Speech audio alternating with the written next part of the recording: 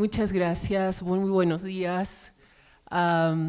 Lo que yo les traigo llega con un nombre grande, Comunicación y Salud. En realidad se trata de comunicación y enfermedad el asunto. Nos movilizamos cuando estamos enfermos. No nos gusta para nada ir al médico, nos da mucho miedo ir al hospital. Cuando llegamos a la puerta del hospital quisiéramos salir corriendo, o a la posta, peor todavía, ¿no? Hay instituciones de salud que tienen más o menos prestigio que otras y hay una historia de relación con las instituciones de salud que marca nuestra relación con la enfermedad y nuestras expectativas de salud.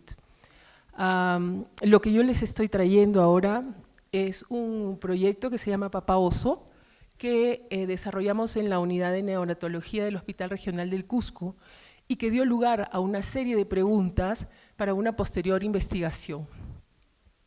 Este proyecto lo trabajamos con los profesionales de salud en la unidad de neonatología y lo que buscaba era la incorporación del padre de familia en el cuidado del recién nacido.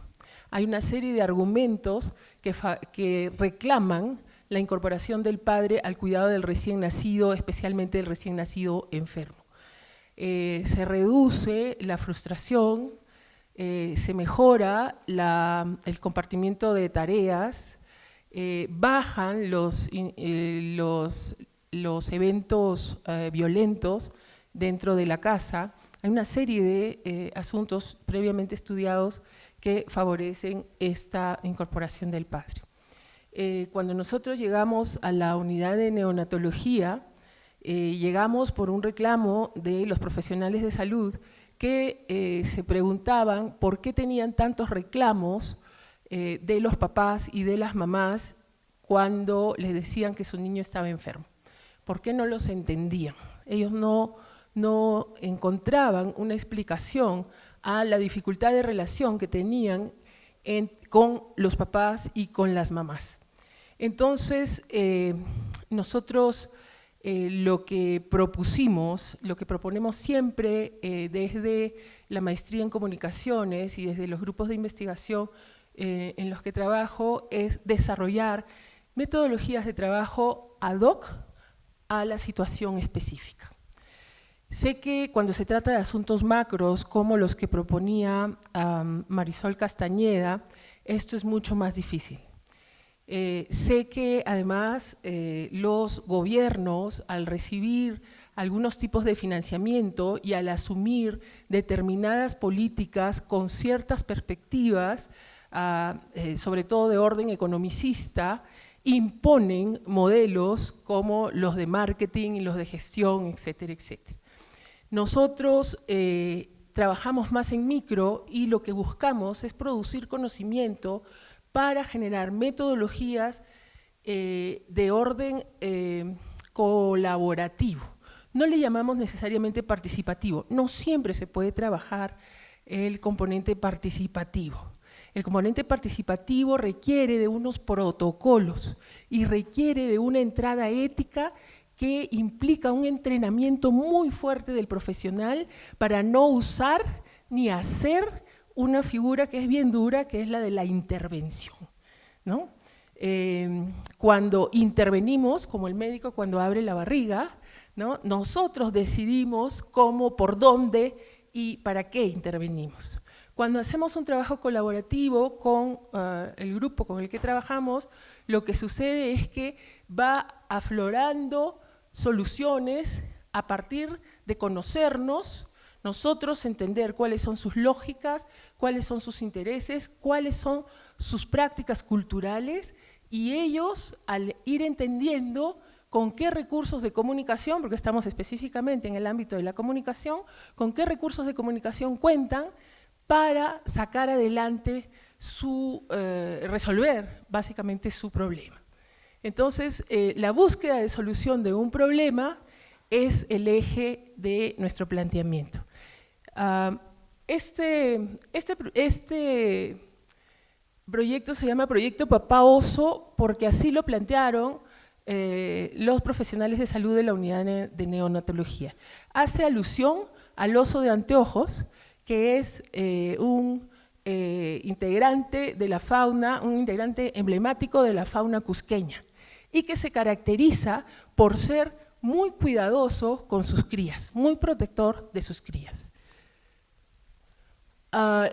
Bueno, como les dije, trabajamos en la unidad de ginecobstetricia y neonatología del Hospital Regional de Cusco y nos concentramos finalmente en neonatología. Comenzamos en enero del 2016, sigo trabajando con ellos, aunque este proyecto tenía un tope. Los proyectos como este, les decía, se construyen colectivamente, las ideas y actividades programadas evolucionaron y cambiaron. Es bien interesante tratar de introducir la idea de flexibilidad y de experimentación, no tanto de experimentación, pero sí más de flexibilidad en los profesionales de salud tan acostumbrados a seguir protocolos y a tener elementos de control que son indicadores de orden numérico permanentemente. Con eso trabajan ellos. Entonces allí hubo un primer trabajo. Otro asunto de aprendizaje es que cuando, y recargo y uso la palabra propósito ahí, intervenimos en una comunidad de la cual no formamos parte, es necesaria una etapa de investigación y conocimiento mutuo, de relaciones horizontales y aprendizaje recíproco para abandonar la figura de la intervención. Entonces, lo que trabajamos fueron dos etapas: diagnóstico para recoger información que nos permitió el desarrollo y aplicación de una estrategia participativa de comunicación en primera instancia con el personal de salud. El método es de orden constructivista, ellos querían llegar a un modelo de comunicación y así lo planteamos. Con el tiempo se dieron cuenta de que la figura modelo no funcionaba. Buscábamos además promover la discusión de una política pública sobre la participación equitativa del padre y abrir un espacio de discusión sobre normativas de salud, de cuidado y asistencia del bebé. Y además investigar y generar un proceso de comunicación en salud con los padres de familia. Esto lo voy a dejar para después, no, bueno, lo voy a mencionar de una vez. Esta justificación es la justificación oficial, que nos señala cómo los elementos de control vienen desde fuera. Fue una conversación sumamente interesante. Los profesionales de salud tienen claro, por ejemplo, tienen una discusión muy fuerte con la disminución de mortalidad perinatal y neonatal, ¿no? Las cifras que se exhiben, dicen ellos, no son las cifras que de verdad existen. UNICEF promueve necesidad de intervenciones preventivas, ellos tienen una discusión también con eso, y las intervenciones que promuevan el apego también discutieron sobre el asunto. Lo menciono porque es la justificación oficial y a partir de allí iniciamos. Bueno, el Hospital Regional, supongo que la mayoría lo conoce, en el 2015 atendió aproximadamente 3.500 nacimientos al año y 290 al mes. Fueron hospitalizados en el servicio de neonatología 777 pacientes, habiendo fallecido 76 neonatos en el 2015. ¿No me hace caso? Ahí está, para que conozcan el lugar.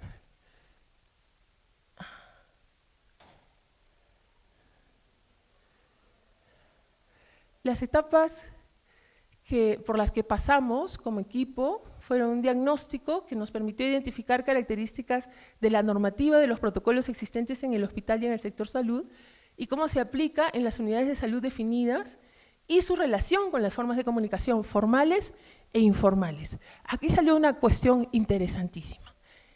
El rol que juega la fotografía en los cusqueños, en la vida de los cusqueños, es central. Los cusqueños se han construido históricamente a partir de sus fotógrafos emblemáticos. Todos conocen a sus fotógrafos emblemáticos. ¿Quiénes son? Por ejemplo, ¿no? Cualquier lugar por el que uno camine en la ciudad, público o privado, tendrá una foto de Martín Chambe. Y ese es un estilo en el que se reconocen las personas. Eso nos sonó, nos hizo un tilín. Otra de los elementos que aparecieron fueron, obviamente, el uso de celulares. El uso de celulares en el personal de salud y también en los padres y madres de familia, en la sala de lactancia, en la sala de espera, en todos los espacios donde ellos están. Y lo interesante, además, es el uso intensivo de Facebook. Eso lo pudimos ver estando allí, sentados, hablando con las personas, trabajando, ayudando en lo que se podía. Se articuló un equipo de trabajo de profesionales de salud capacitado en mejorar el proceso de comunicación de la unidad de neonatología y además para brindar el apoyo a los padres y madres en el cuidado y asistencia del bebé. Se analizó y perfeccionó un proceso de capacitación en el cuidado de asistencia del bebé recién nacido y se implementó un proceso y recursos de comunicación participativa para motivar a los padres de familia. ¿Cómo logramos esos objetivos? Cuando analizamos las estrategias de comunicación aplicadas, porque las tienen, no, el hecho de que un profesional de la comunicación llegue a plantear estrategias no significa que las personas no manejen unas.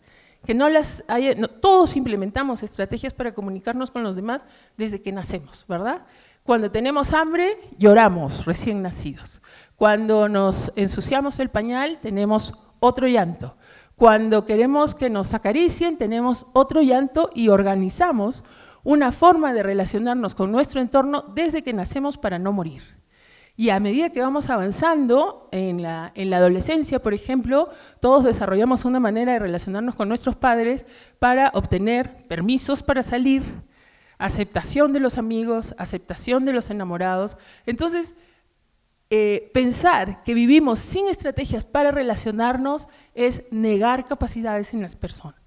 Entonces, lo que nosotros hacemos es identificar, bueno, cuáles son, cómo estos funcionan, hacer conciencia de que existen. Y entonces, al hacer conciencia de que existen, se busca cómo plantearlas de mejor manera o potenciarlas o mantenerlas, porque no todo lo que existe está mal. Diseñamos entonces una estrategia de comunicación efectiva sobre el cuidado y asistencia del recién nacido y compartimos los resultados. Articulamos un equipo de trabajo de profesionales capacitados en mejorar el proceso de comunicación. Una cuestión que planteamos también es que el proceso de comunicación no queda listo, nunca, ¿no? Porque las personas cambiamos todos los días, un día tenemos fiebre, otro día tenemos rabia, otro día tenemos luna roja, y entonces en cada una de esas situaciones pues vamos a relacionarnos de distinta manera, vamos a tener distinto tono de voz. No sé si se han dado cuenta que hay días que tienen la voz más aguda, hay días que tienen la voz más grave, hay días que gesticulan más y hay días que gesticulan menos. Tiene que ver con cómo están y tiene que ver con que se están transformando. En grupo también sucede eso, ¿verdad? Entonces, pensar un proceso, la comunicación como proceso, que es algo que se discutió ayer de manera sumamente interesante aquí, es algo que incorporamos. Realizamos 18 reuniones de trabajo para capacitar a los profesionales de salud participantes en una comunicación efectiva con los padres. Usamos esas palabras, la verdad es que yo no las comparto, pero son las palabras que los profesionales de salud han aprendido en su larga trayectoria de capacitación en comunicación. Yo las he dejado tal cual porque quería hablar de eso. Se van quedando como improntas los distintos discursos y los distintos modelos de entrenamiento sobre la comunicación que se dan a lo largo de décadas. Y aquí hay un zafarrancho, ¿verdad? Entonces, capacitación, comunicación efectiva, profesionales, estrategias. Cada una de esas, como hemos visto ayer en las trayectorias teóricas que han presentado los profesores que me han antecedido, viene de distinta matriz conceptual, ideológica, económica inclusive. Teórica, por supuesto. Entonces, y eso aparece todo ahí junto.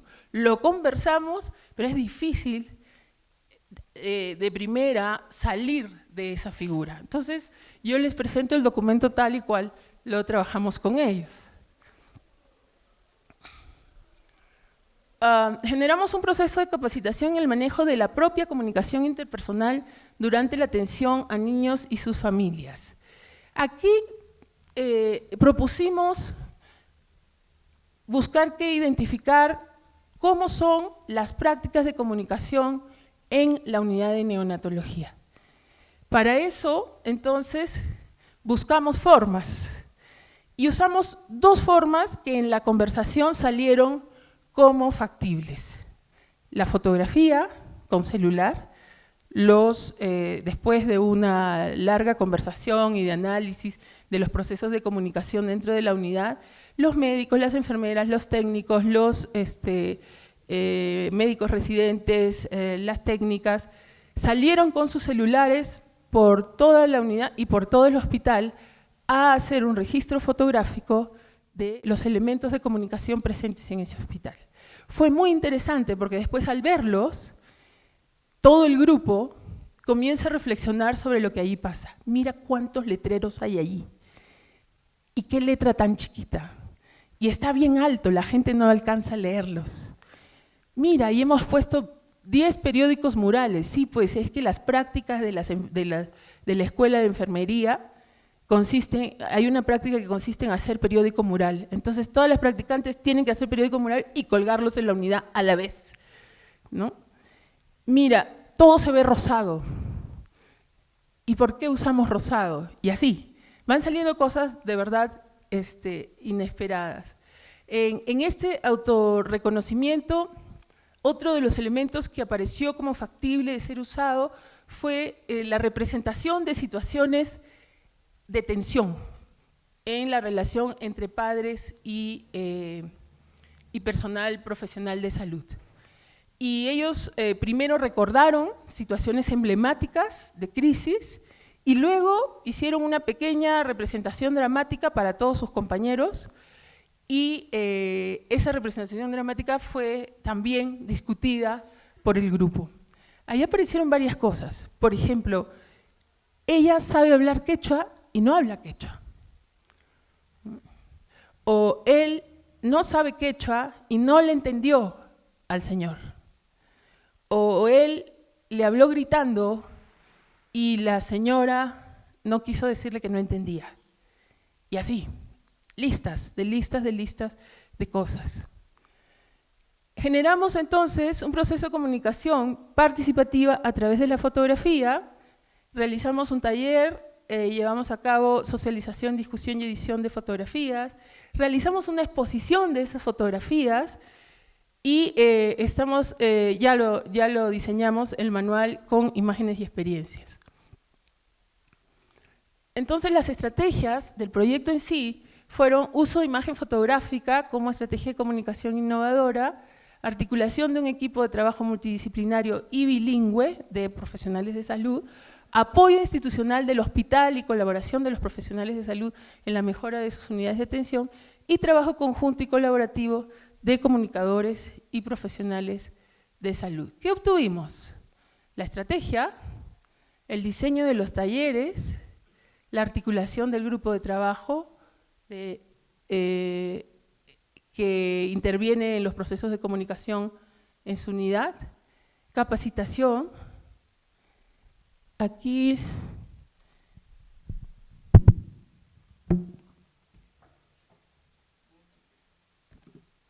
que quiero avanzarlo, ¿no?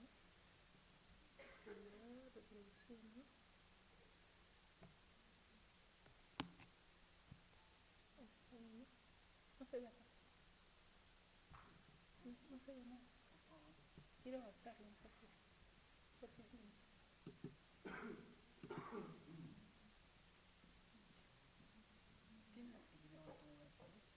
¿Cómo qué? No, es la misma presentación. Bueno, no importa, no importa. Ahí sigue. ¿No sé a qué?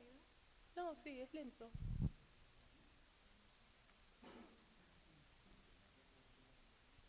Estos son textos escritos por el equipo de comunicación para la exposición de fotos. No camina.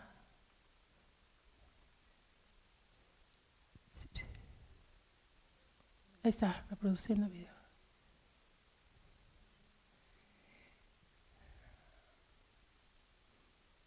Las fotos siguen ahí en Neo. Sí, ahí está corriendo. No, así comienza ese material. No, ahí está. Solo que va lento. Y estas son las fotografías que tomó. Una cosa es contar el proyecto y otra cosa es ver cómo comienza el proceso de comunicación y cómo se expresan las personas, ¿verdad? Eso va lento, no hay problema. Entonces, este es un papá oso. Este es un papá que acaba de conocer a su niño. Todos son niños enfermos. Normalmente lo que hay es un rechazo o una dificultad para aceptar la enfermedad. Pero cuando hay una aproximación física, la cuestión cambia.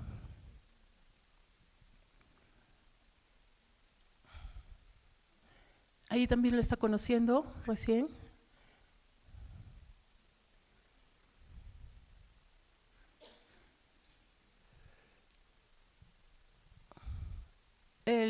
Las fotos que se seleccionaron son fotos de papás que fueron invitados fueron entrenados e invitados a pasar a partir del protocolo que el equipo que básicamente está liderado por enfermeras y 2 médicos que los deben conocer, el doctor Wilber Holgado y el doctor Galdós.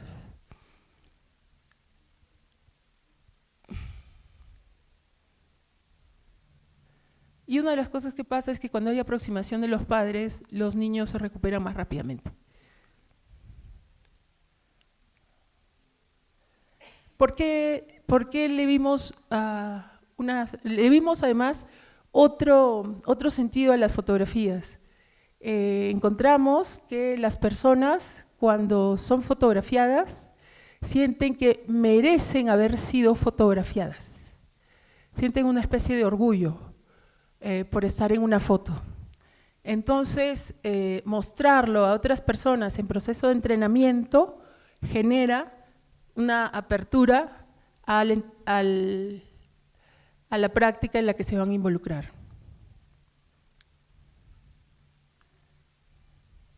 En realidad tiene muchísimas aristas esto del uso de la foto.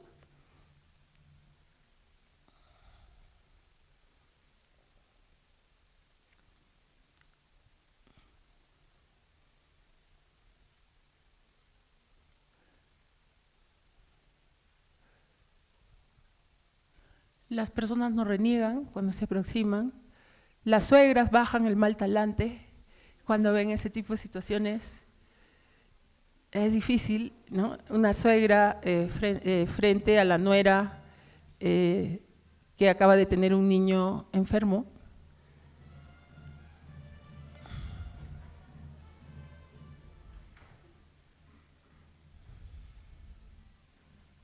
Y se reduce el tiempo de internamiento del niño cuando se da este tipo de aproximación. Hay una serie de barreras, ¿no? Por ejemplo, no hay normas que favorezcan que los padres de familia ocupen horas atendiendo a sus niños hospitalizados. Muchos vienen de muy lejos, ¿no? De 8 o 10 horas de distancia y es sumamente costoso quedarse en la ciudad. No tienen dónde alojarse cuando están en la ciudad. Han sido traídos con engaños porque hay el elemento de control que son los indicadores de mortalidad, hace que nadie quiera tener a un niño enfermo y a punto de morir en su institución de salud. Entonces, lo secuestran casi en ambulancia y lo mandan hacia otro lado.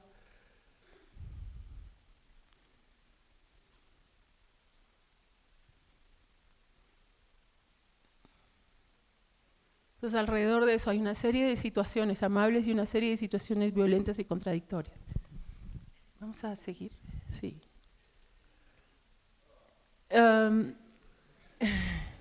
Ahora tenemos otro.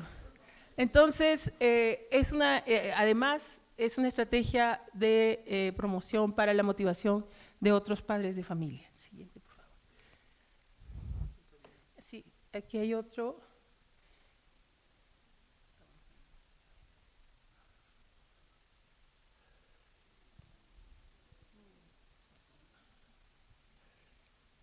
Este es el oso de anteojos. Lo dibujó un diseñador cusqueño, ¿no? Y estas son algunas imágenes de los talleres. Aquí no podemos avanzar. No me interesaba tanto que vean, ese es el momento de presentación del taller y me interesaba que vean eso porque después se estructura todo. Es la forma y la figura como ellos plantean el espacio. ¿Qué pasó? No importa. ¿Lo volviste? Sí. Está bien. No por ahí ya.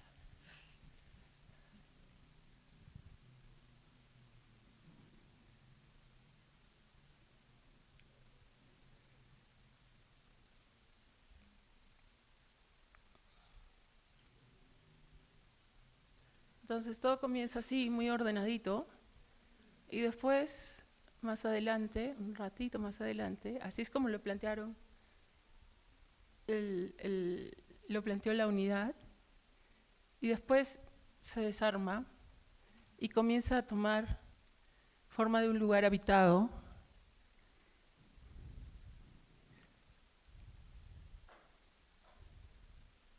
Fotógrafo cusqueño, el de atrás también. Es el director del hospital haciendo sus fotos. El doctor Galdós, otra vez el director. ¿Tenía música?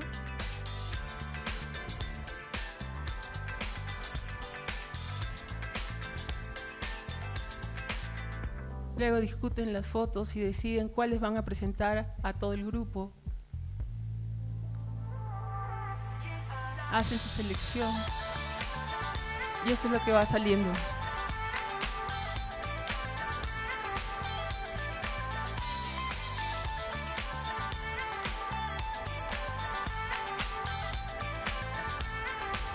En esas sesiones fotográficas descubrieron equipos que no funcionaban, por ejemplo, como ese.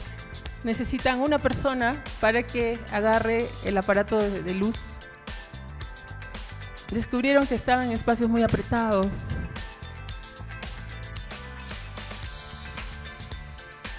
Participaron, los hospitales suelen ser organizaciones sumamente jerárquicas y sumamente masculinas. Y la participación se fue haciendo, digamos que un poco más equilibrada.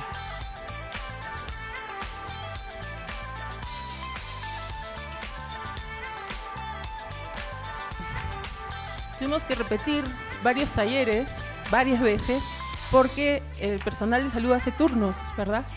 Entonces, hace guardias. Entonces los que salían a las 8 hacían un taller y luego los que antes de eso habíamos hecho otro con los que entraban a la guardia de las 8. Y así en la tarde de nuevo, y así el día siguiente, hasta que cubríamos 4 grupos.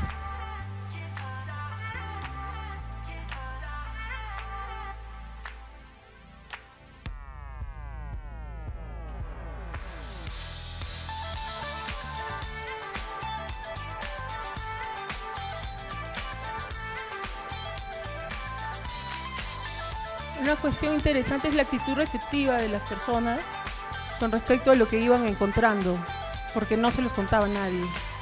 Ok, pasa el siguiente. Sigue. Gracias. Siguiente. La exposición de fotos, el comité que se crea. Siguiente. Sí. Siguiente. Esto es lo que nos guía: respetar la autonomía y decisión de las personas, el derecho a confidencialidad y privacidad de las personas. Todas las personas que han visto ustedes en este material han autorizado participar. Protección de la identidad de los menores de edad en todas las etapas del proyecto, especialmente en la reproducción de las fotografías. Tratar de manera justa y equitativa a todos los participantes del equipo. Respeto del derecho de autor en la producción de imágenes fotográficas de parte de padres, madres y profesionales, y medidas necesarias para reducir riesgos. Siguiente, por favor. Aquí unas notas personales. El proyecto de verdad fue muy interesante, trabajamos con comunicadores cusqueños, trabajamos con los profesionales locales, regreso varias veces en el año, más o menos cada 2 meses, y vamos registrando los cambios y las cosas que van proponiendo. Y encontré en el camino algunos prejuicios y construcciones subjetivas que me generaron preguntas. Por ejemplo, algunos atributos negativos con que se identificaba a algunos padres de pacientes. Ignorancia, sentimientos inexistentes con respecto a la paternidad, cuestiones que tienen que ver con el aseo, cuestiones que tienen que ver con el interés. Prácticas cotidianas que evidenciaban posiciones de dominación, ¿no?, por parte del profesional de salud con respecto a sus pacientes y a los padres, sobre todo de los pacientes, dificultad para establecer cierta empatía con algunas circunstancias específicas, una visión sobre sí mismos, sobre los padres y los profesionales, con algunos detalles que me generaron preguntas. Por ejemplo, las técnicas de salud niegan su origen quechua. La mayoría de las técnicas de salud son quechuas. Y niegan su origen quechua y no hablan quechua con los pacientes. Otro de los asuntos tiene que ver con la manera como se organizan las guardias. O los profesionales más jóvenes que llegan a hacer prácticas y que llegan ahí obligados y están interesados en la cirugía plástica, básicamente, o sea, en áreas de especialidad que les rinden más dinero. Entonces, la neonatología es vista como una especialidad poco interesante o menor. Siguiente, por favor. Y entonces, el siguiente paso ha sido plantear una investigación sobre el valor económico y cultural del recién nacido enfermo quechua. Nos preguntamos si se lucha igual por la vida de todos, si el hospital es la primera o la última opción. Es una subpregunta, pero que me interesaba traerla aquí, no es una estructura de investigación las preguntas. ¿Qué recursos, esfuerzos se asignan a un recién nacido enfermo quechua en la casa, en el hospital? ¿Quiénes participan del proceso de enfermedad, atención, recuperación? Y los primeros hallazgos, quería señalar por ahora solo 2, hay varios, pero voy a comenzar por el de abajo. Las madres y padres asignan recurso y tiempo a la atención de niños prematuros, y es recurso y tiempo importante. Otra de las cosas que me llamó la atención, he revisado prácticamente todo el acervo de tesis de la UNSAC. Solo me falta una facultad, pero quería llamar la atención sobre la Facultad de Medicina. Tiene 284 registros en todos los niveles, bachillerato, licenciatura, posgrado, etc. Y solamente hay 2 tesis que se ocupan de quechuas. Una que es una aplicación de una prueba europea de identificación de prevalencia de depresión posparto en quechuas, que en realidad fue diseñada en Europa, y otra sobre epidemiología prenatal, un recuento de los datos epidemiológicos de 10 años, en los que los quechuas aparecen con una ubicación específica. No sé si esto… Sí.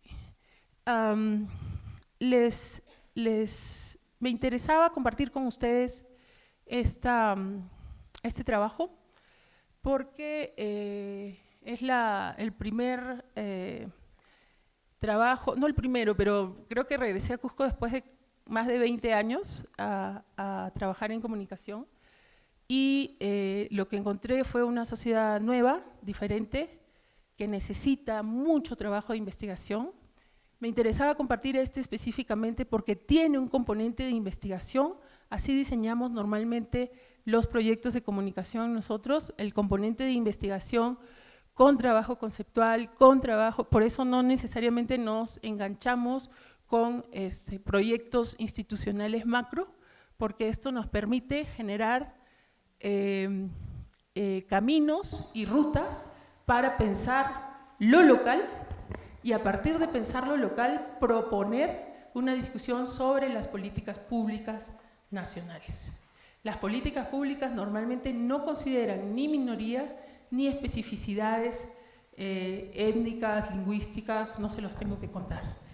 Y lo que vamos encontrando en el ámbito de la salud de Cusco amerita muchísimo trabajo de investigación, se necesitan muchas manos para investigar, muy independientes con respecto a los modelos hegemónicos de investigación, que puedan favorecer la creación de propuestas de la sociedad y de la cultura hacia el Estado, ¿no? Creo que es urgente trabajar al revés, urgentísimo. Eso es todo lo que quería compartir con ustedes. Muchas gracias.